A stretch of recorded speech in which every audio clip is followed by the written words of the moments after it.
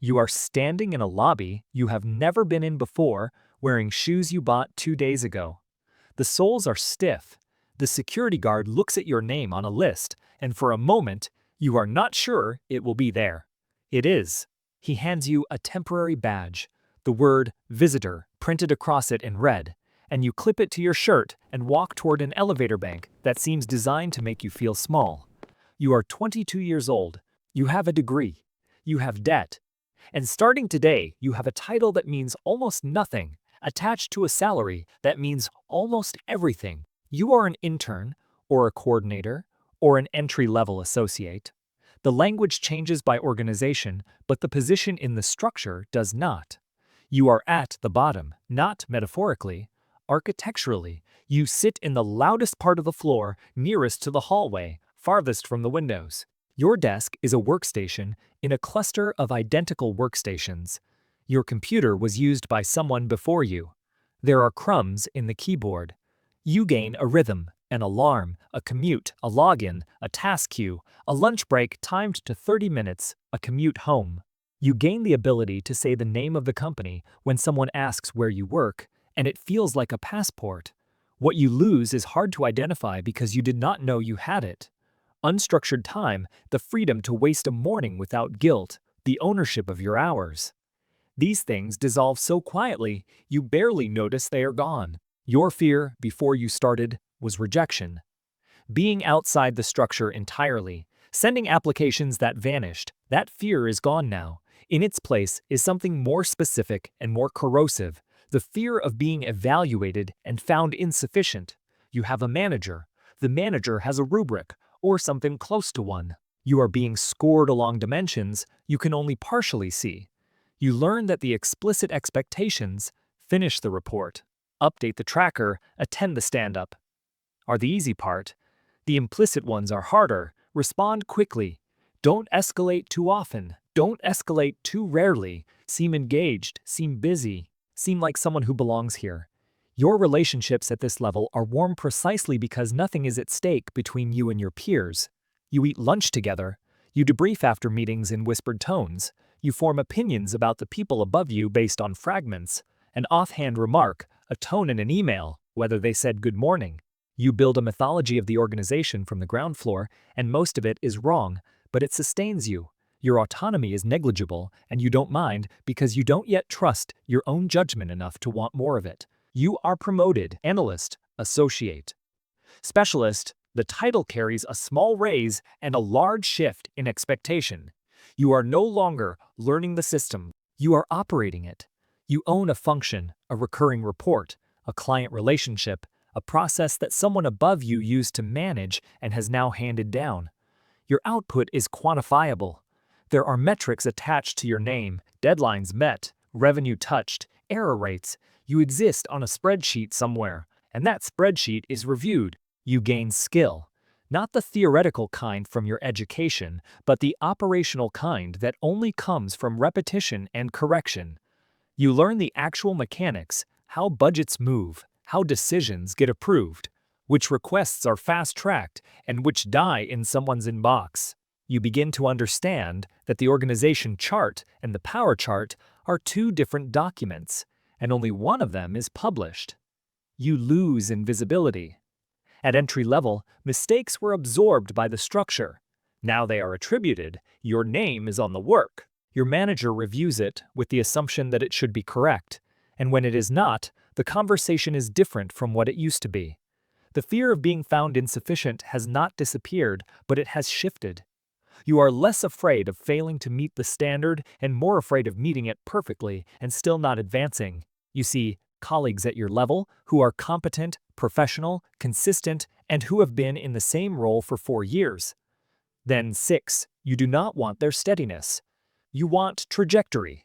You are doing the work, yes, but you are also narrating the work, making sure the right people see it, framing your contributions in language that matches what leadership values this quarter. This is not dishonesty, it is literacy. You are learning to speak the organization's language, and fluency in that language is the price of admission to the next floor. To be promoted from here, you must demonstrate something that cannot be captured in a metric. You must make someone above you believe that you think the way they think. You are a manager now. You have direct reports, probably 3, maybe 6, their calendars, their priorities, their problems. These are now, in some structural sense, yours. You approve their time off, you review their performance.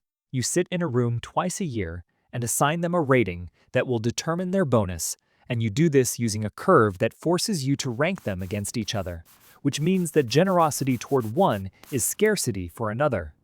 You gain a kind of authority you have never held before. Small, local, but real, you make decisions that affect other people's daily experience. You set the tone in a room. The fear that sustained you before, the fear of stagnation, recedes because you are no longer stagnant, you moved. But a new fear fills the space immediately. You are afraid of being exposed, not as incompetent, exactly. As uncertain, you were promoted because you were good at your previous role, and your previous role has almost nothing to do with what you are now required to do. You were an excellent analyst. No one taught you how to manage people. You are learning in real time, and every lesson arrives as a small crisis. Your psychology undergoes a change that is subtle but permanent. You begin to perform confidence. In meetings, you speak with more certainty than you feel, because hesitation from a manager creates anxiety in a team.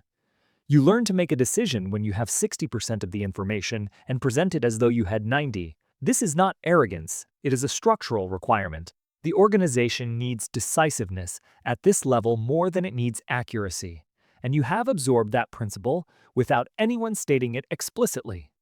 Your relationships fracture along a new axis. The people who were your peers last year now report to you or report to someone at your level, and the dynamic cannot survive the transition unchanged.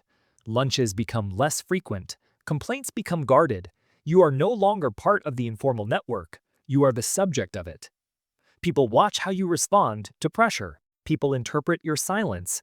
You are, for the first time, a weather system. Your autonomy increases, but it arrives fused to accountability. You can allocate resources, but if the allocation fails, the explanation is yours. The net sensation is not freedom, it is exposure. What the next level demands is something you cannot practice in private.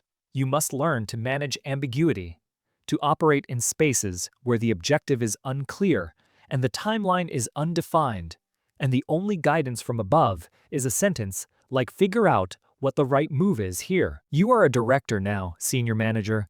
The title depends on the organization's architecture, but the structural position is consistent. You are the translation layer. Above you, executives speak in abstractions, market positioning, portfolio rationalization, synergy, capture. Below you, people need to know what to do on Monday. Your job is to convert one into the other without losing fidelity or morale. Your name is mentioned in leadership reviews. You are asked to present to people whose titles contain the word chief. You begin to understand the economics of the organization, not the version shared in all hands meetings, but the real version, the one with margin pressure and covenant compliance and board expectations baked into every strategic decision. You lose the ability to separate yourself from your role. Weekends are quieter, but your mind is not. You think about the reorganization at your daughter's soccer game. You draft emails in your head during dinner. The membrane between your identity and your function has become so thin that puncturing one would damage the other. Your fear is no longer about stagnation or exposure. It is about relevance. You are old enough now, experienced enough, to see that organizations do not value loyalty the way they describe it in onboarding materials. They value alignment with the current strategy. Strategies change, leaders change, and when they do, the people who were indispensable under the old regime become artifacts of it. You have watched this happen to others. A director who was central to everything for 3 years, who was then quietly moved to a role with a lateral title and no direct reports, and who left 6 months later without a farewell email. You understand now that your position is not earned permanently, it is leased. And the lease is renegotiated constantly. In rooms you are not always in, you are a vice president. The title, to anyone outside the organization, sounds terminal. Inside, you know it is a waypoint. There are layers above you still, and those layers are visible. The distance between your floor and theirs is measured not in competence, but in something less definable: political capital, executive presence, and the ability to say the thing no one else will say in the room. You gain budget authority, real authority. You sign off on headcount. You approve expenditures that would have required 3 levels of review when you started. Your compensation structure changes: less salary, more equity, more deferred incentive, more tied to outcomes you influence but do not control. You lose the ability to make a clean mistake. Your fear is reputational, your psychology becomes strategic. You read rooms before agendas, your relationships are functional.